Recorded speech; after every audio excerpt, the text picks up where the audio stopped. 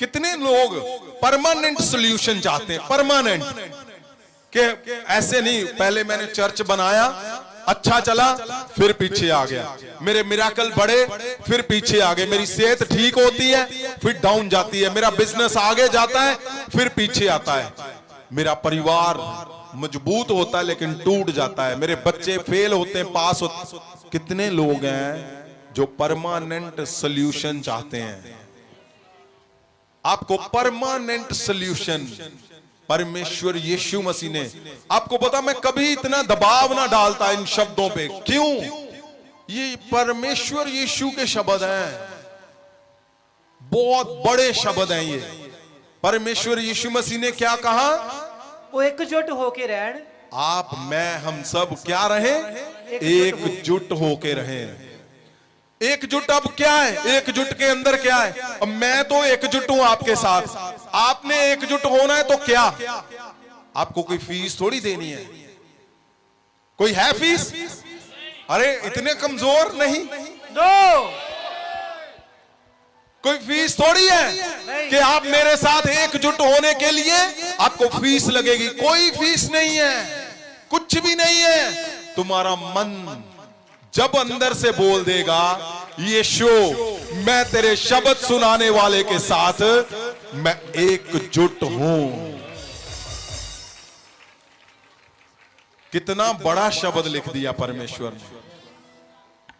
शायद मैं कभी आपको ये बोल ना पाता, कभी भी नहीं, कभी भी ना बोलता, लेकिन यीशु मसीह क्या बोल रहा है? बट वो एकजुट हो रहे आपस में, यानी मैं कई बातें, जैसे मुझे किसी की अच्छी नहीं लगी, इरिटेट कर रहा है कोई भी, कोई दूर नेड़े कुछ भी, अगर कुछ भी था, मैंने बोला परमेश्वर को, परमेश्वर मैं सारा कुछ ऐसा अगर जो मुझे इरिटेट कर रहा है, जो मुझे ठीक नहीं लगता था, मैं छोड़ता हूं परमेश्वर सारा कुछ। क्यों? क्योंकि आपने कहा तुम्हें चाहे वो तंग कर रहा है, चाहे वो तुम्हें टॉर्चर कर रहा है, फिर भी तूने एकजुट रहना है। तो मैंने परमेश्वर को बोला, परमेश्वर मैं मन से, मैं आत्मा से, अपने शब्दों से, अपने हर हिस्से से मैं तेरे वचनों को पूरा करता हूं कि मैं उसके साथ एकजुट हूं। जो मेरे लोग मेरे वचनों को सुनते हैं मैं उनके साथ एकजुट हूं परमेश्वर। तो परमेश्वर ने क्या कहा? परमेश्वर ने कहा मैं तेरे साथ सबको एकजुट कर दूंगा। आमीन। हो सकता है कि जीवन में आपने सुनकर आए हो कि नहीं नहीं संत जी वो सब हर टाइम मिलते हैं, और हो सकता है मैं कभी नहीं मिल पाया आपको ठेस लग गई, आपको दुख लगा। हो सकता है आपने बोला था, मैंने प्रेयर शॉल के लिए कितनी बार बोल दिया, वो मुझे सुनते ही नहीं है, वो शायद किसी सिफारिश से देते हैं, ऐसा नहीं है। लेकिन अगर आपको बुरा भी लगा और मुझे आपने सीधा बोल दिया, तब भी मैंने बोला कि नहीं परमेश्वर, भला ये कुछ भी मुझे बोल रहा है, तेरे वचनों को मैं पूरा करूंगा मेरे परमेश्वर। भला वो मुझे अगुआ मानता है, फिर भी मैं झुकता हूं खुदावंद इस बात को लेकर कि आपने कहा तू एकजुट हो जा, मैं उनको अपने आप कर दूंगा।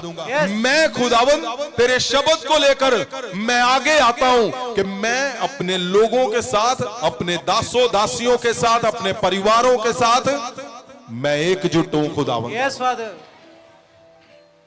परमेश्वर आपने कहा तुम आपस में एकजुट हो जाओ। एकजुट क्या है? एकजुट है आपका मन का फैसला। अगर हम इफ्सिया में देखेंगे तो क्या लिखा हुआ है? मैं चाहता हूं थोड़ा सा मैं इफ्सिया अगले हफ्ते करने वाला था, लेकिन मैं चाहता हूं थोड़ा सा आप जरूर देखो। उसकी 14, 15, 16 को अगर आप जल्दी से पढ़ सकते हो, मैं इस जगह से अफसियां दी पुस्तक 4 अध्याय ओदा 14 वचन। हाँ जी, कि असी अगाहां नू बालक ना रहिए। हाँ, आप ऐसे करो, आप 11, 12 पढ़ो, 11, 12 से 14, 15। हाँ जी, आयत 11। ਉਹਨੇ ਕਈਆਂ ਨੂੰ ਰਸੂਲ, हाँ, ਕਈਆਂ ਨੂੰ ਨਬੀ, हाँ, ਕਈਆਂ ਨੂੰ ਪ੍ਰਚਾਰਕ, हाँ, ਕਈਆਂ ਨੂੰ ਪਾਸਬਾਨ ਅਤੇ ਉਸਤਾਦ ਕਰਕੇ ਦੇ ਦਿੱਤਾ। हाँ, ਆਇਤ 12। ਤਾਂ ਜੋ ਸੇਵਕਾਈ ਦੇ ਕੰਮ ਲਈ ਸੰਤ ਸਿੱਧ ਹੋਣ ਅਤੇ ਮਸੀਹ ਦੀ ਦੇਈ ਦੀ ਉન્નਤੀ ਹੋਵੇ। ओ जबरदस्त लिखा हुआ है, बहुत जबरदस्त जबरदस्त लिखा हुआ है ये। आगे सुनिए। हाँ जी। ਅੱਜ 14 ਕਿ ਅਸੀਂ ਅਗਾਹਾਂ ਨੂੰ ਬਾਲਕ ਨਾ ਰਹੀਏ ਜਿਹੜੇ ਮਨੁੱਖਾਂ ਦੀ ਠੱਗ ਵਿਦਿਆ ਅਤੇ ਭੁਲਾਉਣ ਵਾਲੀ ਛਲ ਛੇਦਰ ਰੂਪੀ ਚਤਰਾਈ ਨਾਲ ਸਿੱਖਿਆ ਦੇ ਹਰੇਕ ਬੁੱਲੇ ਨਾਲ ਇੱਧਰ ਉੱਧਰ ਡੋਲਦੇ ਫਿਰਦੇ ਹਨ। हाँ, मेरे बोलने का मतलब क्या है? मेरे बोलने का मतलब है मैं एकजुट हूं तुम्हारे साथ, मैं मुंह से बोलता हूं। तुम्हारे नाम मुझे दे दो, मैं एक एक का नाम, तुम्हारे परिवारों के नाम, सबके आने वाले वंश के नाम लेकर बोलता हूं। मैं एकजुट हूं तुम्हारे साथ इस पृथ्वी पे, और पृथ्वी से आगे भी स्वर्ग में जब तुम जाओगे मुझे पाओगे वहां पे तुम। मुझे पता है इस बात का, मुझे पता है, क्योंकि मैं मन से ये सेवा कर रहा हूं और मैं बोलता हूं मैं तुम्हारे घर के साथ एकजुट हूं, तुम्हारे बेटे के साथ एकजुट हूं। भला वो मुझे गालियां निकाले, भला मुझे वो विरोध में खड़ा हो, लेकिन मैं एकजुट हूं, क्योंकि परमेश्वर यीशु ने कहा कि तुम एकजुट हो जाओ। मैं तुम्हारे साथ एकजुट हूं, मैं तुम्हारे घर के साथ।